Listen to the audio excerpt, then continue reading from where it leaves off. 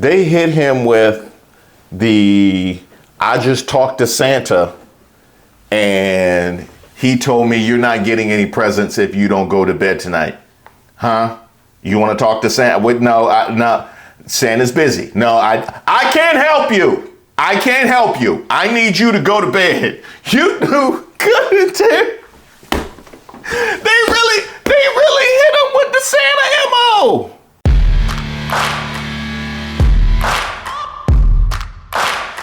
Hey, shout out to all of the subscribers and the members here on the channel. Don't forget to like the video. I'm Reese Waters, and this is Racist of the Week, where we explore the stupidity and hypocrisy of discrimination in hopes we can build a more perfect union. And also laugh. As usual, I would like to thank today's sponsor, Racism. And of course, if you have any nominees, you can drop them in the comments. You can email me at admin@reesewaters.com. Today's nominee, the Wells Fargo branch in Metro Las Vegas.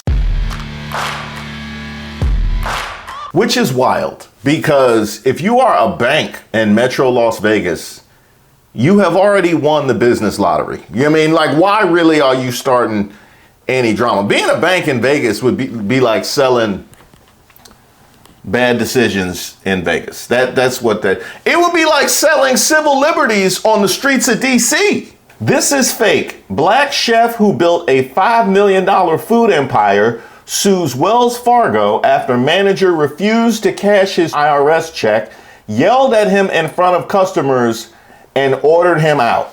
They're gonna have a hard time explaining this one. The only thing that could possibly make sense is if they said it's no way that Trump's IRS issued a black man money. Maybe that might fly. A black celebrity chef is suing Wells Fargo Bank, alleging that its employees at its Metro Las Vegas branch falsely accused him of trying to cash a fraudulent check, then brusquely ordered him to leave the bank. Shawn Davis, also known as Chef Big Shake since his fame as a food business entrepreneur took off after a 2011 appearance on the reality show Shark Tank, was in Las Vegas visiting family in July and made an appointment to set up a business bank account so he could cash a $200,000 U.S. Treasury check from the IRS made out to his business. After meeting with the Wells Fargo business advisor David Parra at the Henderson, Nevada branch for 30 minutes and sharing with him a variety of business documents, Parra stepped away from his desk and went to a private area of the bank for about 15 minutes. This, according to the lawsuit filed in Clark County District Court on August 20th. Now, you know that's not good. Nah, you know that's not good at all. They stepped away for 15 minutes and didn't say nothing. Because I would just want to leave, but then if you leave, that's even more hot. See, that is the trick bag that they put us into, because now he has to stay and see it out, or he would look more guilty. But as far as you are concerned, Wells Fargo, and we'll get to your history because it's looking grim. As far as y'all are concerned, I need to know are they opening business accounts and doing whole fake business documents to deposit fake checks? Wouldn't it have been easier for him to just put his own name on there and take the money? What, you think he put Chef Big Shake on the check? Parra didn't ask Davis for any supporting information to confirm the U.S. Treasury check's legitimacy, the complaint says, but spoke to him in a way that conveyed the assumption that Davis could not rightfully have received such a check due to his African-American race. Well, I can tell you this, they will have a very hard time pointing to another reason why they assumed he couldn't possibly have received this check. Was it his shape up? Is that what you gonna go? Describe what Marcellus Wallace looks like. What? Say what again? Nah, because his phone had the old OtterBox on it. And I said, ain't nobody like really moving money like that with this big bulky phone, because this won't really even fit in a suit. So I think he probably don't be wearing suits because he got this big bulky OtterBox on his phone. So he probably work with his hands. And if he work with his hands, he probably not generating that amount of money. Davis demanded to speak to the branch manager, Georgia Bell, who appeared and he says also talked to him dismissively, telling him she had confirmed the check was fraudulent through a special back line to the IRS at the bank. Ooh, boy.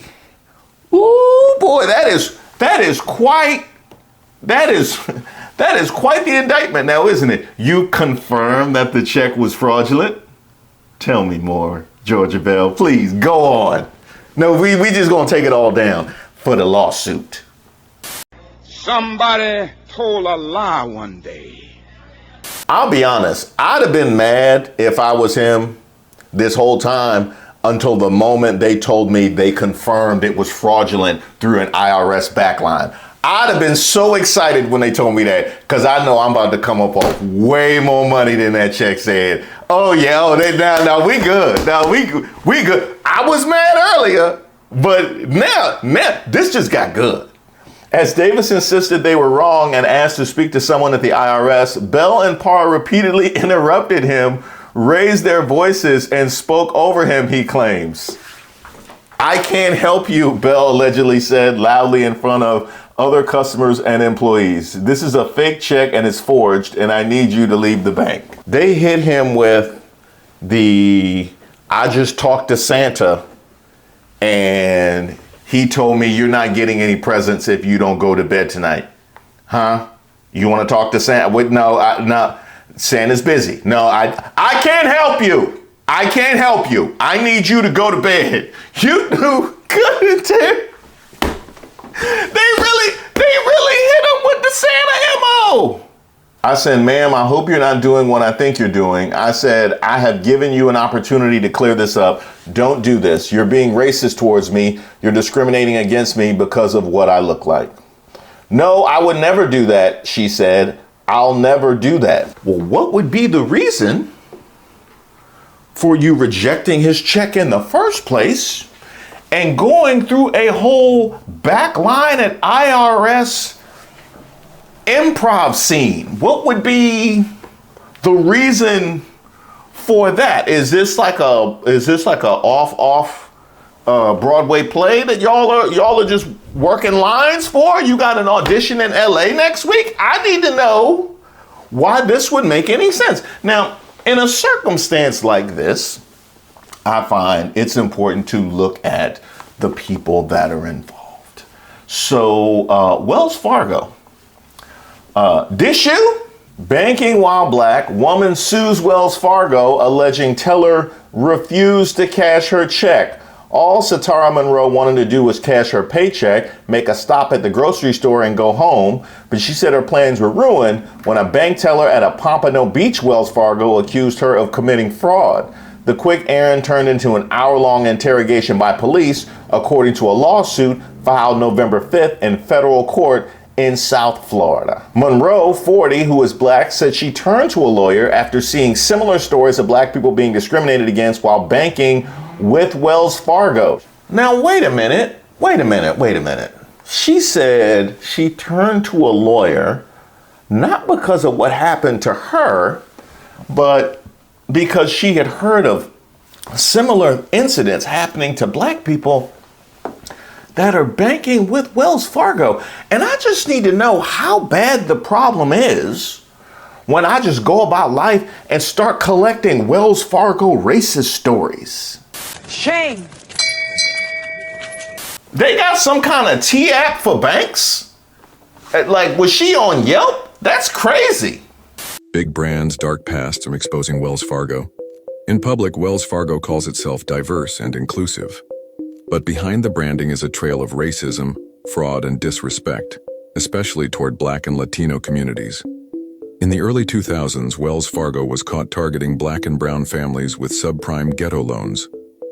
These were high-interest predatory mortgages, pushed even on people who qualified for better ones. In one lawsuit, a former loan officer testified that managers called Black borrowers mud people. Wait a minute. Come again? Mud people?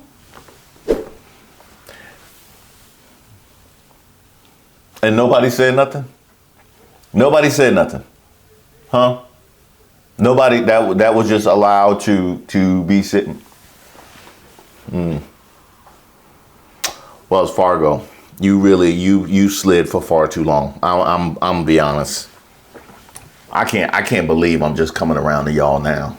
We have been hoodwinked, bamboozled, led astray, run amok. They gonna be on that Caroline Levitt, Elise Stefanik program. If y'all even look wrong, I'm coming right here. Until you do right by me, everything you think about is gonna crumble. Internally, they even joked that giving out bad loans in black neighborhoods was called working the ghetto. When the housing market crashed in 2008, those families lost their homes at disproportionate rates. Wells Fargo made billions. They later paid hundreds of millions in settlements but never admitted wrongdoing. And the cycle didn't stop. In 2016, they were exposed again for creating fake accounts, many in the names of low-income customers who didn't even know. This wasn't accidental, it was a system, designed to prey on those with the least power and protect those at the top. This is part 3. The receipts are real. The racism was profit. Wells Fargo sued for race discrimination in mortgage lending practices. A class action lawsuit against Wells Fargo Bank alleges accusations of discriminatory residential mortgage policies and lending practices against its black customers. It also alleges that black clients, including those with high credit scores, were given an average interest rate of 3.34% compared to 3.23% for white borrowers. It's not the first time the bank has faced discrimination charges. In 2012, Wells Fargo agreed to pay at least $175 million to settle accusations it discriminated against black and Hispanic borrowers in violation of fair lending laws. The nation's largest residential home mortgage originator allegedly engaged in a pattern or practice of discrimination against qualified black and Hispanic borrowers from 2004 through 2009, according to the U.S. Justice Department. And the problem persists if you, in fact, decide to go into business with Wells Fargo. A lawsuit filed in federal court in California says that the bank's lending algorithms draw on racist history to deny refinancing at a higher rate for black applicants.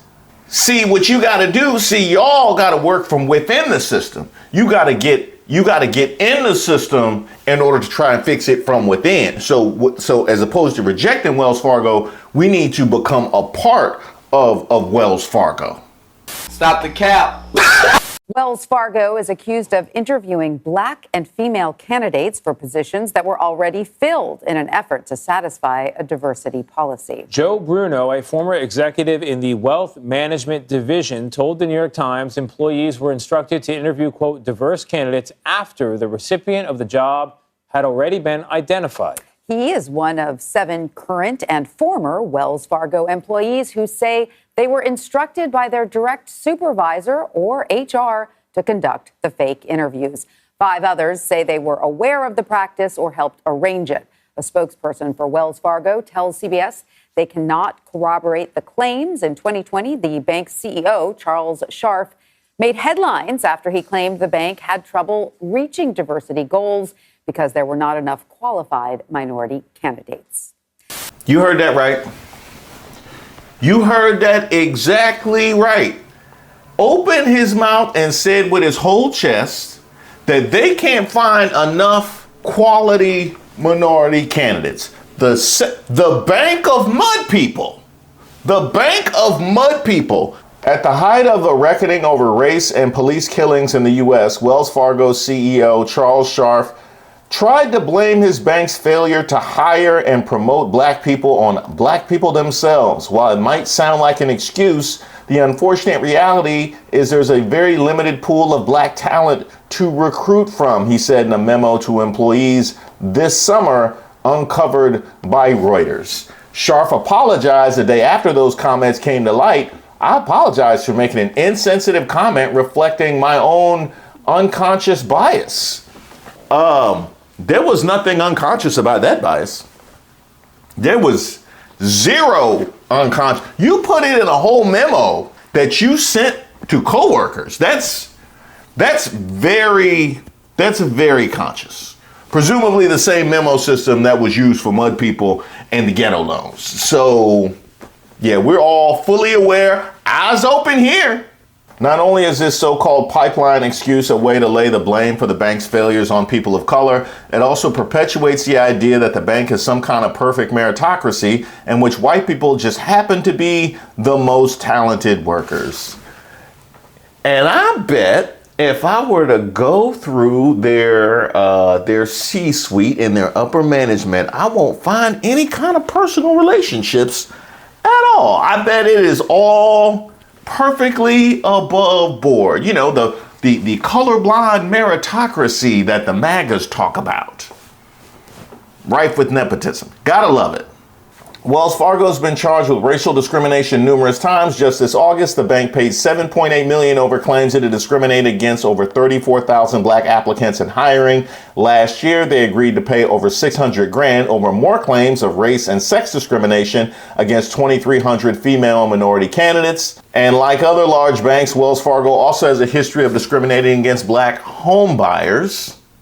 The insinuation that Wells Fargo only hires the best is dubious, considering the company's many missteps. In just the past few years, the bank has admitted to mistakenly foreclosing on hundreds of families, illegally repossessing tens of thousands of cars, and fraudulently opening up accounts for people without asking.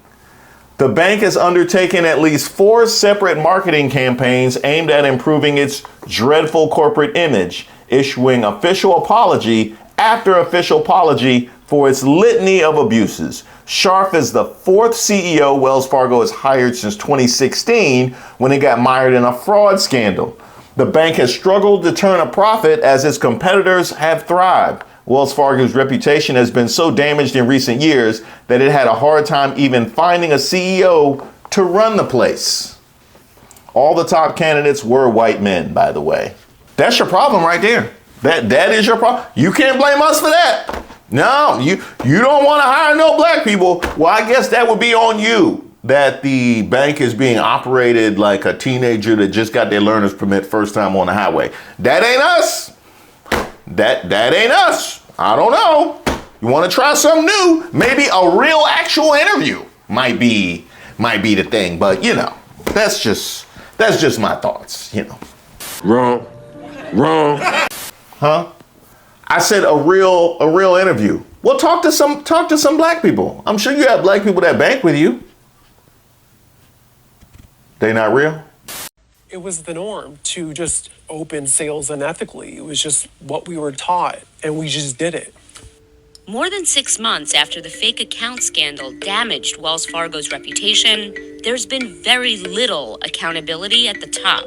Attorney Michael Cade represents former Wells Fargo employees. I can understand if one district manager is putting pressure on the people below him or her. But if this is going on nationwide, you would think that there is somebody above the district manager that is putting pressure on the DM to get something done. When news of the scandal spread, CEO John Stumpf left the bank, following a fiery congressional grilling. It's gutless leadership. And so did the head of the retail bank, Carrie Tolstead. The bank is now holding back some executive compensation, but both Stumpf and Tolstead walked away with millions tied to a rising stock price boosted by aggressive sales tactics. Stumpf said the bank never told employees to commit fraud, but many former workers say the pressure led to that. And you wonder why a random teller and a manager in Metro Las Vegas would be holding up a celebrity chef's IRS check like midnight at 7-Eleven. You wonder where they might get that kind of cultural conditioning from. But for right now, I do want to congratulate that branch in Las Vegas, but I will also give one for corporate as well as your nomination for Racist of the Weekend. And quite frankly, I am so saddened and disappointed to see that happen to a celebrity chef. That's not Paula Deen. I'd have been fine with it if it was Paula Deen. Y'all hold her checks up? I held one of her biscuits up to the light one time, and while it fell apart, it slurred me. Thank you guys so much for watching the video, and I want to give you a quick warning moving forward. You may look at the runtime of my videos and see a 2 or maybe even a 1. Come on now, dog. Come on, man. Boy, ain't no way, boy. I can't do it, player. I can't do it. No, I need a hard 30 because I put you on so that my granny can go to sleep. And I need a hard 30 so that I can sneak out the house. I can't do the 15 and the 20 and the 25. Nah, that don't work for me. He's out of line, but he's right. Well, I listened to you guys when you told me that you wanted more content. You tripping, bro. You tripping. That don't make sense. That don't make sense. Anybody else? No, that is literally the opposite of what you said. Wait a minute. Are you doing the MAGA thing? He doing the MAGA thing when he say something and he mean the complete opposite. You ain't slick. Wrong. Well, part of my thought process in determining what videos to make is whether or not I can get a whole episode out of it. So in many instances, there are so many videos that could have been made that didn't because I needed them to be a certain length. And quite frankly, that's stupid. And it makes me feel cold on the inside. Congratulations, you played yourself. Not as cold as I'ma be if I'm stuck in the house with Granny. I can tell you that right now. Well, look, hey, if you said it's gonna be more content, that means it's gotta be more videos, huh? That's what you said. I'm from around the way. I'm leaving with something. So that means there will be more videos. So there'll be more BOGO days where I release multiple videos on a single day, as I just did this past weekend. So make sure you subscribe to the channel and you turn on your notifications because you won't want to miss these premieres. And I'm also working on an audio feed, which is, by the way, already set up over on Patreon. That's patreon.com/Reese Waters. So those of you that are interested in a podcast format can get that content that way as well. I can work with that. No, I can work with that. Yeah, because I can put on the audio and they can just roll from one episode to the next. So that's cool. So no, we good. But you still ain't told me why your mustache is sitting so far from your lip.